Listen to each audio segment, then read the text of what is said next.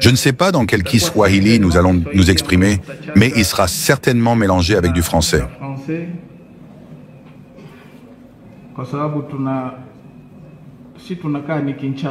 Puisque nous, on réside à Kinshasa, et là ne sont pas nombreux les gens qui parlent Kiswahili, ce qui fait que nous commençons à oublier le Kiswahili.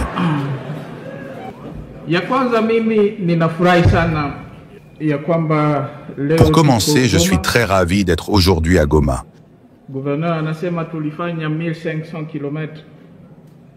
Le gouverneur dit que nous avons fait 1500 km de route délabrée en voiture jusqu'à arriver ici. Mais nous avions déjà fait 2500 km à pied d'ici jusqu'à Kinshasa.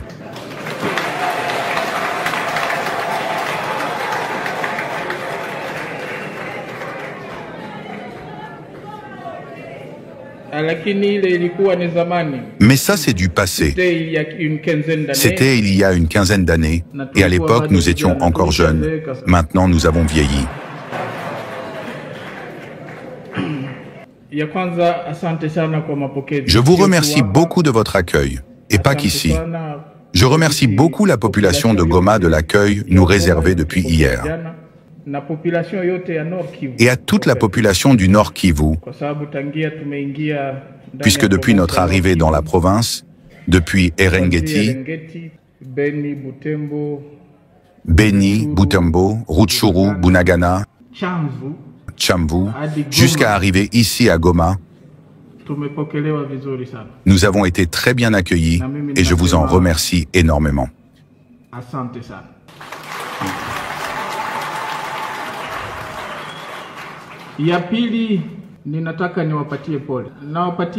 Deuxièmement, je souhaite adresser mon empathie à l'égard de la guerre que vous venez de vivre.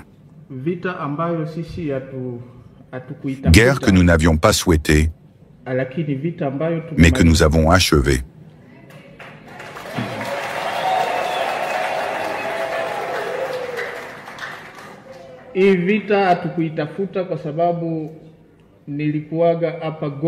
J'étais ici à Goma en 2011, le mois de novembre, durant notre campagne électorale.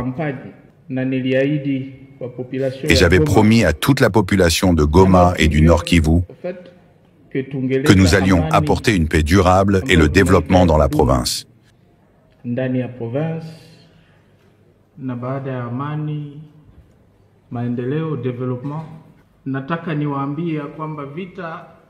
Je vous informe que la guerre commencée en début de l'année 2012 nous avait surpris. Et pour moi-même, ce fut une grande surprise.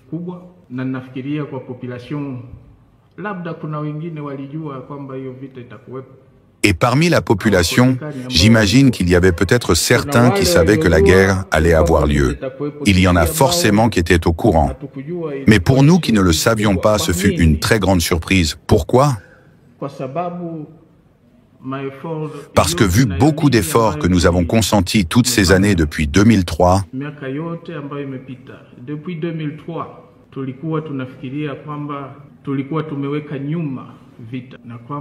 nous pensions que la guerre était déjà derrière nous, qu'il était temps de travailler pour le développement. Mais fort dommage, la guerre est survenue.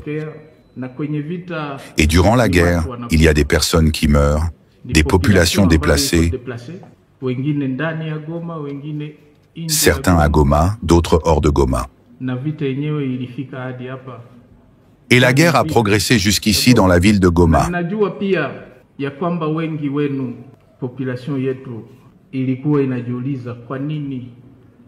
Je suis également conscient que parmi vous, nombreux sont ceux qui se demandaient le pourquoi de cette guerre et pourquoi celle-ci a pris beaucoup de temps pour être achevée. La région de Grand Lac ainsi que le Nord Kivu sont réputés pour être des zones sensibles aux rumeurs, avec beaucoup de mensonges et d'intoxication, le tout conduisant à une situation qui devient explosive. Aujourd'hui, je vais vous dire pourquoi cette guerre nous a pris 2 ans à achever et ce que nous faisons pour que cela ne se reproduise plus jamais. Ça ne dépend pas de nous. Si cela dépendait de nous, notre souhait est qu'il n'y ait plus jamais de guerre chez nous. Malheureusement, nous sommes entourés de voisins pour qui le souhait est peut-être l'instabilité de la RDC et qui voudraient voir notre pays souffrir éternellement. Surtout les provinces du Nord et Sud Kivu, qui pour eux constituent les portes d'entrée au Congo. 2011, c'était en 2011. En 2011, quand j'étais ici, je vous avais prévenu que la guerre n'est pas un jeu. Il n'existe aucun pays au monde où les gens se réveillent avec certains groupes Maï-Maï à gauche, d'autres à droite. Aucun. Durant la guerre, ce sont des gens qui meurent.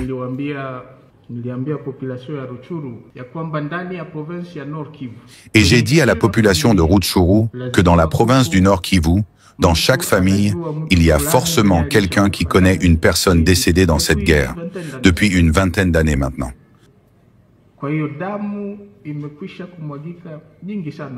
Le sang versé dans les provinces du Nord et du Sud Kivu est énorme.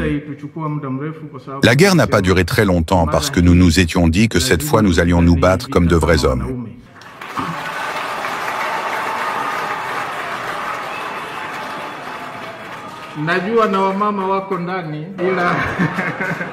Je sais que les femmes sont également concernées. Mais si je dis combattre comme des hommes, c'est pour dire combattre comme leurs enfants masculins.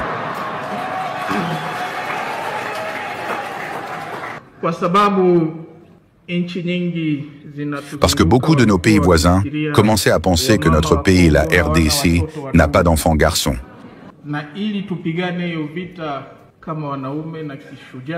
Et pour mener cette guerre courageusement comme des hommes, j'ai dit que nous allions lutter en utilisant 3 stratégies.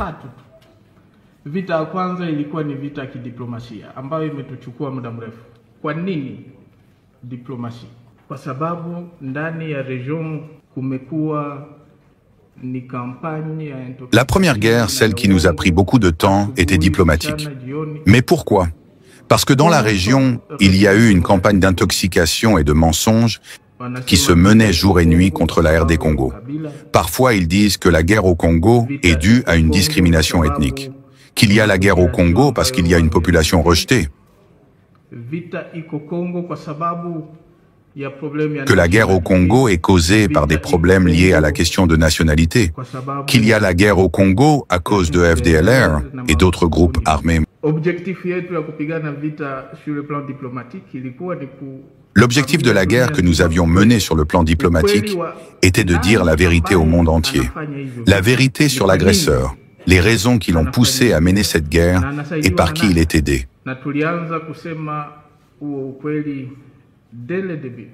Nous avions commencé à dire cette vérité dès le début et nous n'allons pas arrêter de le dire.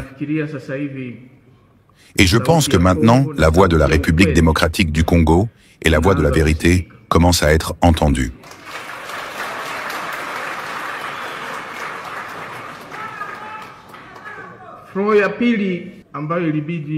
Le deuxième front que nous avions mené et qui était également essentiel, c'était le front politique, que j'appelle le front de la cohésion interne.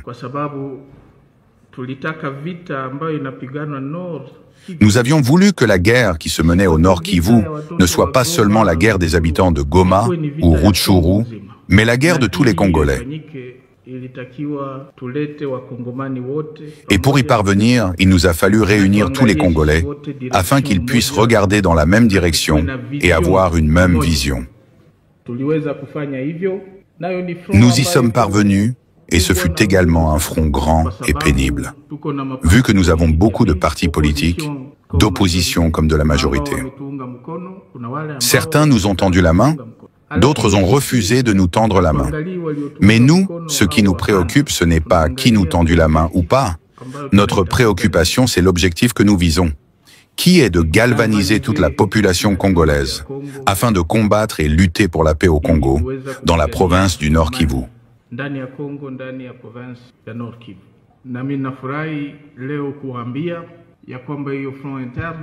Et aujourd'hui, je suis heureux de vous dire que ce front interne, ou front politique, comme nous l'appelons, nous a aidés à réunir toutes les opinions, ou presque, de la population congolaise autour de notre armée. autour de nos objectifs qui sont la paix et le développement dans la province du Nord Kivu. Amani, développement ndani ya province. Mais deuxième raison, au sababu ya pili, la deuxième raison qui nous a motivés à mener et à maîtriser ce front politique est qu'à l'époque où le M23 fut créé par des individus qui sont à l'origine de sa création.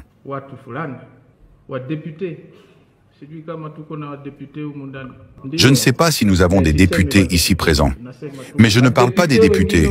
Certains députés avaient abandonné le Parlement pour aller s'unir avec le M23.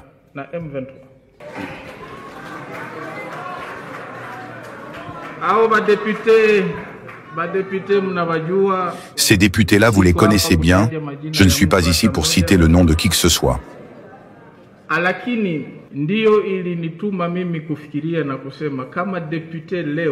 Je me suis dit qu'il y a un sérieux problème. Si un député élu par la population, que ce soit du Nord Kivu ou du Kasaï, se dit que sa place n'est plus au Parlement et choisit du jour au lendemain de s'unir au M23, à Runyonyi ou je ne sais où, je me suis dit qu'il y a un problème de vision, un problème d'amour de la patrie.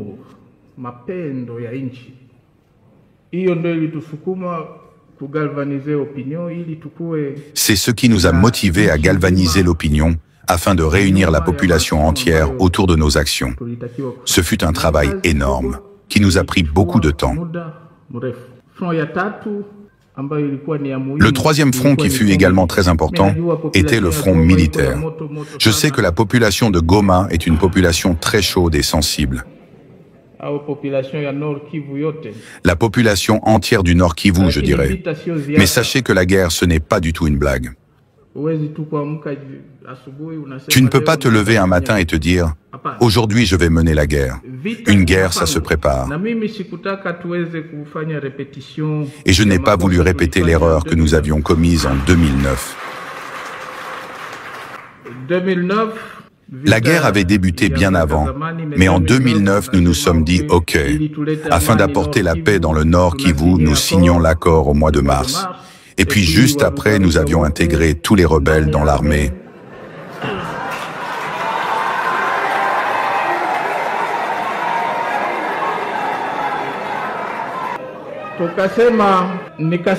J'avais dit que cette erreur-là, nous ne pouvons plus la répéter. Pour dire que nous allions mener la guerre comme de vrais hommes, mais d'une façon professionnelle. Il a fallu faire des réformes au commandement de notre armée, acheter des munitions et avoir une stratégie pour mener la guerre en question.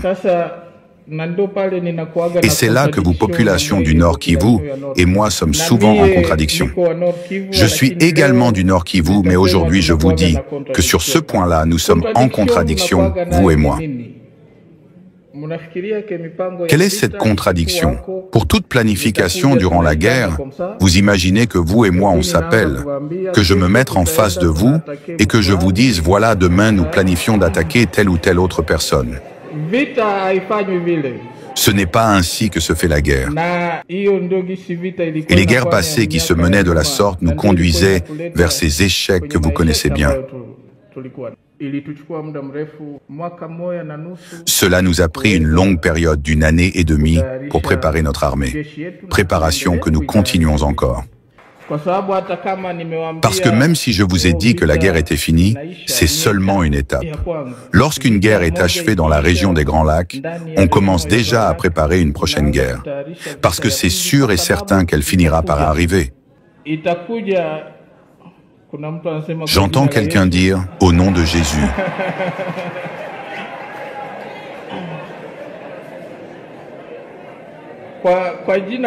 Que cette guerre nous soit épargnée au nom de Jésus.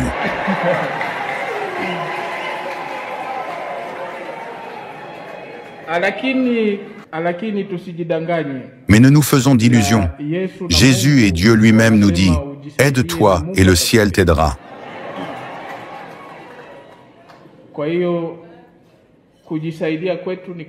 Ainsi, notre manière de nous aider, c'est de continuer à nous préparer jour et nuit. Raison pour laquelle je demande à la population du Nord Kivu d'être vigilante. Restez éveillés et très vigilants pour qu'une autre guerre ne nous prenne pas par surprise. Et le jour où cette autre guerre débutera, je veux que nous soyons prêts, que nous soyons debout, que nous ayons la capacité d'y résister et de remporter cette guerre. La guerre nous a pris beaucoup de temps.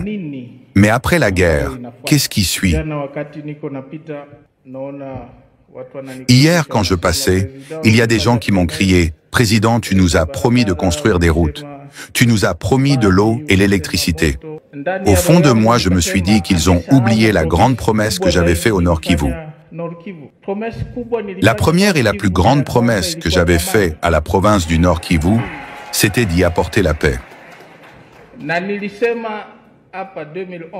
Et en fin d'année 2011, avant le début de la guerre, j'avais dit que rien ne serait possible sans la paix, que sans elle, rien ne pouvait être faisable.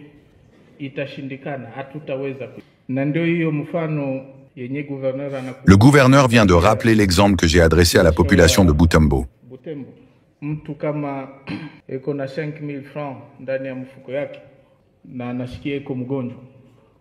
Si quelqu'un se sent malade, qu'il a 5 000 francs dans sa poche et se rend compte qu'il n'a pas de chaussures à mettre sur les pieds, il a le choix entre utiliser ces 5 000 francs pour se procurer des chaussures ou les utiliser pour acheter une dose de médicaments afin de se soigner. Et c'est cela le choix que moi j'avais à faire. Pour dire que si nous sommes en guerre, je considère cela comme un mal de tête. S'il nous faut construire des routes, desservir de l'eau, je considère cela comme les pieds sans chaussures.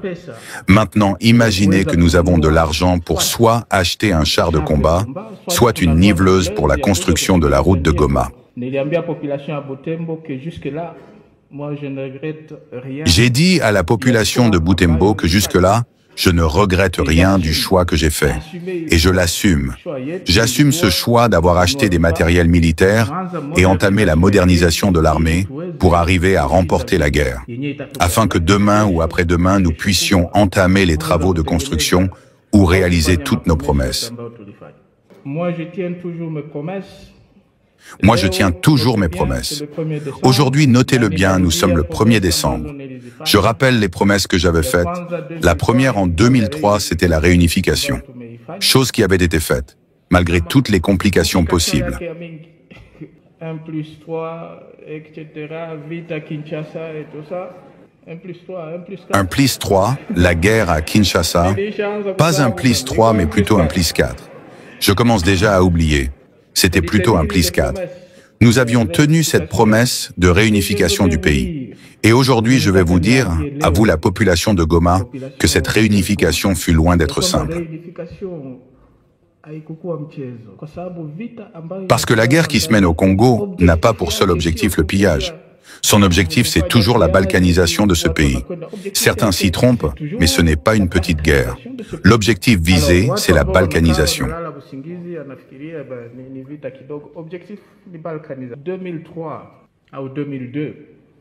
En 2003 ou 2002, il y a 10 ans, j'avais reçu une délégation à Kinshasa. Lorsque tu as gardé un secret 10 années durant, tu peux te permettre d'en parler ouvertement.